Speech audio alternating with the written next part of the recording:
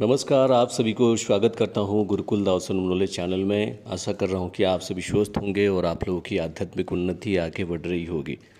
बहुत सारे लोग हमें जब कोई बातें होती है कॉल मी फॉर आप के माध्यम से या फिर ईमेल करते हैं या फिर कमेंट्स में भी बताते हैं, साधना प्रारंभ हो गया लेकिन आधे में छूट रहा है। बहुत बार ऐसे हमें हो रहा है, कोई भी साधना पूरा नहीं हो पा रहा है। क्या कारण है? कारण इस वीडियो में बताऊंगा और समाधान दूसरे वीडियो में बताऊंगा, ठीक है ना। तो आध्यात्मिक रुकावट और आध्यात्मिक बाधा के कारण, देखिए सर्वप्रथम तो कारण यही होता है कि आप लोगों ने सुने सुनाए आध्यात्म में आ गए। पहली बात है, बहुत सारे लोगों का फेलियर यही होता है कि उनकी दिनचर्या कुछ अलग, काम कुछ अलग।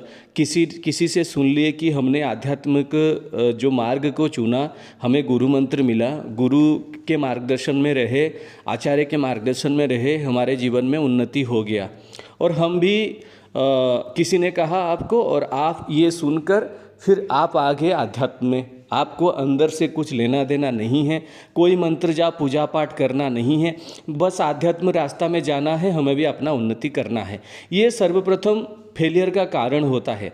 जब तक आप अपने दिल से, अपने मन से, अपने हृदय से जो है इस बात को नहीं जानेंगे, अपने एक अंतरात्मा से ये आवाज़ नहीं आएगी कि आपको इस रास्ते पे बढ़ना है, तो तब तक आप फेलियर होते रहेंगे जब तक आप खुद ये नहीं मान लेते कि आपको अच्छी तरह से आध्यात्म में आना है। ये पहला कारण होता है फेलियर का। इसीलिए सुने सुनाए किसी के कहने पर आध्यात्म रास्ता में ना आइए। पूजा पाठ मंत्र जब तक ये सब करने की आवश्यकता नहीं है। अगर आप नहीं कर पा रहे हैं, एक बेकार का करके कोई फ़ायदा नहीं। एक मंत्र जपा नहीं जाता, 10 मंत्र जपा नहीं जाता आपसे, और फिर आप कहते हैं कि उसकी उन्नति हुआ, मेरी क्यों नहीं हुई। वो उसका आध्यात्मिक उन्नति इतने अच्छी तरह से हो रहा है, मेरा क्यों नहीं होगा। आप कंपेयर तो करते हैं लेकिन मन से आपकी इच्छा नहीं है। दूसरी चीज़ है आपकी परीक्षा। अगर मान भी ले कि प्रथम सब जो सीढ़ी है वो आप पार कर गए, आपका मन में ये भाव आया कि आपको आध्यात्म में आना चाहिए और आपने पूरी भावना से किया। दूसरी बात है परीक्षा। परीक्षा बहुत प्रकार की होती है। मानसिक परीक्षा होती है, शारीरिक परीक्षा होती है, विभिन्न प्रकार की महाशक्तियों की साधना में परीक्षा होती है। किसी की तबीयत खराब होने लगती है, किसी को ये बुलाने लगता है, वो बुलाने लगता है।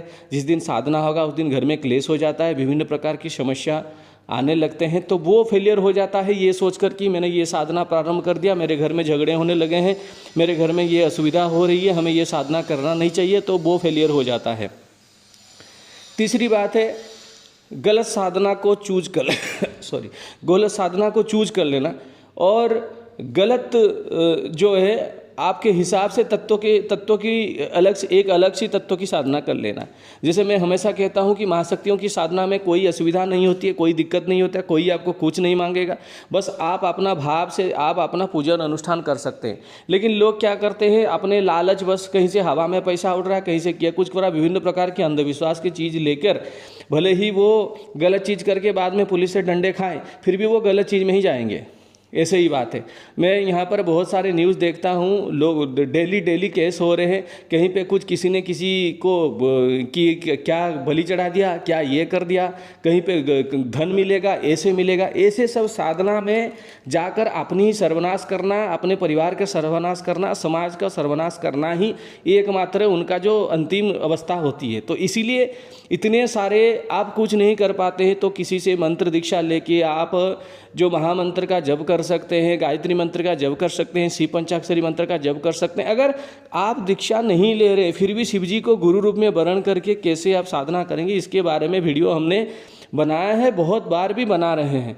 तो तीसरी यही चीज़ होता है, तत्वों का अलग से साधना चूज कर लेना और गलत साधनाओं में पड़ जाना, गलत मनसा रख के साधना करना, ये सारे चीज़ हजार वीडियो आपके सामने आते हैं और उस हिसाब से चले जाते हैं। आध्यात्मिक उन्नति मतलब ये नहीं है केवल आप मंत्र जाप करो, पूजा पाठ ध्यान जप तप करो। आप उसके साथ अपने कोई उपन्यास पाठ कर सकते हैं, कोई वेद सुन सकते हैं या फिर पढ़ सकते हैं, या फिर कोई जो है पुराण पढ़ सकते हैं, पुराण सुन सकते हैं, प्रवचन में जा सकते हैं। प्रवचन अपने घर परिवार में आप बैठ कर बैठकर भी 8-10 लोगों के सामने आप आलोचना कर सकते हैं या फिर कहीं से प्रवचन सुन भी सकते हैं। तो आध्यात्मिक उन्नति, आध्यात्मिक अवस्था, आध्यात्मिक उन्नति एक ऐसी अवस्था है जिसमें व्यक्ति अपने आप को संतुलित रख पाता है। अगर आप आध्यात्म में हो, चाहे कितनी भी बड़ी दिक्कत आ जाए, मुश्किल आ जाए, अगर सही मार्ग में हो ना तो आप विचलित नहीं होंगे। अगर वैसे थोड़ी सी चीज़ हो जाता है तो विचलित तो व्यक्ति होता है, स्वभाव है उसका, लेकिन आध्यात्म मार्ग में रहने वाले लोग उसको अच्छी तरह से हैंडल कर लेते हैं। लेकिन जो भटकता रहता है वो कभी हैंडल नहीं कर पाता। मन को शांति मिलता है, मन में डिसीजन तभी आएगा जब मन में ठहराव होगा, मन में शांति आएगा। अगर आपका मन विचलित है, जैसे एक तालाब में एक कंकड़ फेंकने के जैसे पानी के तरंगे जा रहे हैं, उस प्रकार से अगर मन में 1000 तरंगे आ रहे हैं तो आप कुछ नहीं कर सकते। अपने अंदर में वो भावना लाना चाहिए, अपने अंदर में वो विकास, अपने अंदर में वो अंतरात्मा से वो आवाज़ आना चाहिए। तो यही बाधा होते हैं, परीक्षा होती है, गलत मंत्र का चयन होता है। गुरु के तत्वों के बारे में मैं बताऊंगा। बहुत सारे लोग इसके विरोध भी कर सकते हैं जो मैं बताने वाला हूं, लेकिन ये वास्तविक में एक प्रैक्टिकल एग्जाम्पल दूंगा। मेरे साथ जुड़े हुए लोगों के विषय में मैंने जैसे बातें किए हैं, उनकी प्रैक्टिकल एग्जाम्पल मैं आपको बताऊंगा कि किस प्रकार से एक गलत प्रकार से चीज़ को आप धारण कर लेने से कैसे आपके जीवन में एक खतरनाक सिचुएशन घटित हो सकता है। तो इन प्रकार के बाधाएं होते हैं, इन सारे बाधाओं से कैसे निपटा जाएगा, कैसे आगे बढ़ेंगे, इसके बाद वैसे तो कुछ सॉल्यूशन इसी वीडियो में हमने बता दिए हैं आपको, कैसे मन को एकत्रित करके करना। बाकी इसकी कुछ आध्यात्मिक उपाय भी मैं आपको बताने वाला हूं। नेक्स्ट वीडियो का इंतजार करिए। जय भोलेनाथ की जय माता दी।